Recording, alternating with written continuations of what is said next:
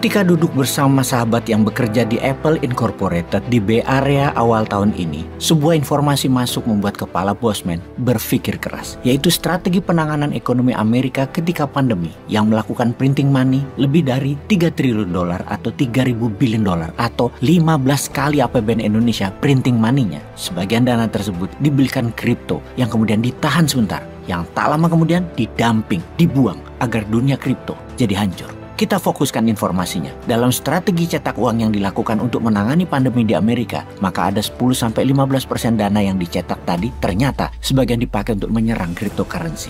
Begini penjelasan singkatnya. Kripto terutama Bitcoin dianggap ancaman dolar terbesar di masa depan yang harus dihancurkan dan dibantai dengan satu peluru. Printing money berbasis short selling kripto. Apa nggak teranjrit-anjrit komentar yang keluar dari ludah Bosman mendengar info itu? Aslinya di kepala sendiri memuji MMT yang juga punya nama lain New Economic Model. Karena ternyata MMT bisa buat senjata dalam currency war. Di sisi lain, dapat ilmu lagi yang menjawab mengapa dolar masih jadi yang terkuat di dunia. Canggih defense sistemnya dolar itu. Kok kepikiran aja para ahli-ahli di Pentagon itu ya? Sebelum menjelaskan lebih lanjut, kita harus mempelajari mengapa warfare atau sebuah negara menjalankan strategi menyerang demi survival of the nation. Demi utuhnya dan kehidupannya sebuah negara, maka berperang atau menciptakan peperangan jadi dipentingkan. Bukannya damai itu lebih baik. Di sini kita harus membedakan apa itu manusia sebagai pribadi, manusia sebagai family atau keluarga, manusia sebagai makhluk sosial, manusia sebagai makhluk politik, manusia sebagai bangsa, dan manusia sebagai negara. Bernegara itu tidak sama dengan bersosial.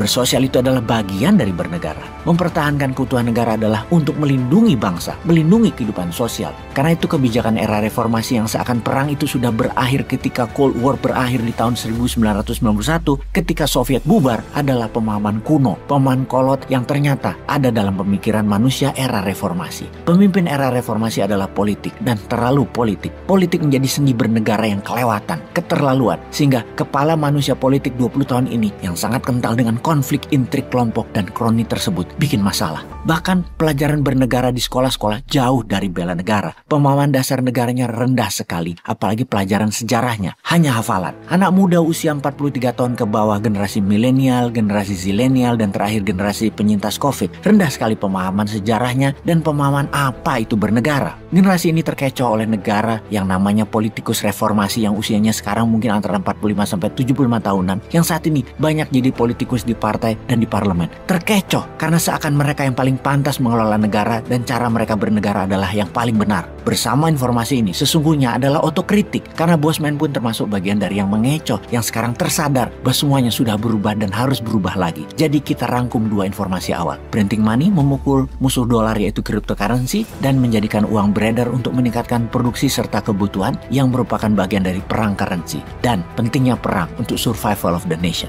Perang ada banyak bentuknya. Ada biological warfare, ada economic warfare, ada currency warfare, terus ada belasan, dan tertinggi adalah military warfare, perang bedil-bedilan. Bicara military warfare, apakah benar Amerika dan Tiongkok akan berperang di tahun 2025? Benarkah akan terjadi dalam 2 tahun lagi? Sekarang kita melihat datanya dulu. Sama seperti tahun lalu, Bosman dengan rinci menjelaskan movement atau pergerakan tentara Rusia di perbatasan Belarusia ke Ukraina dan perbatasan Rusia ke Ukraina yang makin hari makin intens sehingga perang tak terelakkan. Saat ini pun sama antara Tiongkok dan Amerika. Kita akan detailkan fakta lapangan. Amerika dulu. Amerika meningkatkan akses militer Amerika di Filipina hingga 2 kali lipat jumlah personelnya dalam beberapa bulan ini, termasuk peralatan militer Amerika di pangkalan Amerika di Filipina. Kemudian Sekjen NATO, Jens Stoltenberg, tur keliling Asia, serta mengajak India dan Jepang untuk bergabung dalam Fakta Pertahanan AUKUS. Kemudian pernyataan Jenderal Bintang 4 Amerika, Mike Minihan, kasaunya tentara Amerika yang dengan jelas mengatakan combat ready untuk tentara Amerika.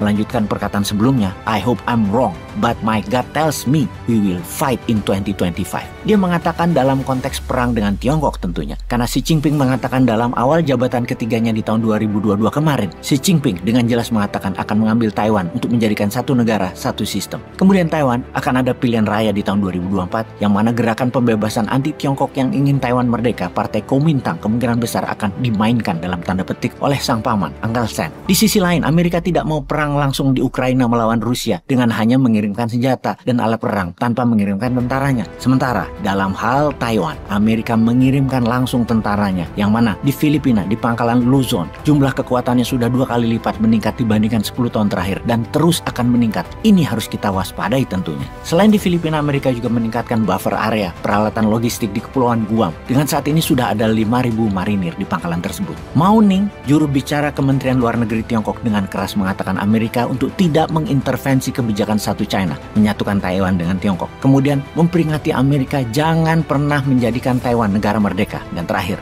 memerintahkan Amerika menyetop semua kegiatan penguatan militer di Indo-Pasifik tersebut. Sekjen NATO kemudian mengatakan, menjawab komentar pejabat Tiongkok tersebut dengan mengatakan bahwa ketegangan tidak bisa dihindari antara negara bebas demokrasi dengan negara otoriter. Sebentar, kita tajamkan kalimatnya. Negara bebas demokrasi versus negara otoriter. Agaknya disinilah kalimat propaganda sekutu oleh Jens Stoltenberg mulai diamplifikasi dengan kode negara demokrasi, negara bebas. Dengan arah bicara maksudnya adalah kalau Anda negara demokrasi, Anda harus jadi aliansi sekutu, atau Anda termasuk negara otoriter yang tidak menegakkan demokrasi yang akan diperangi. Semoga kita bersiap. Nggak tahu kita sama pejabat era reformasi ini mau dikemanakan negaranya. Ngomong dong ke rakyat untuk menjelaskan posisinya. Kalau mau perang, kita harus waspada. Masa masih memilih dagang jualan tanah air terus yang dikampanyekan meningkatkan devisa? Hati-hati langkah ke depannya. Perhatikan Indo-Pasifik. Di halaman depan Nusantara loh itu.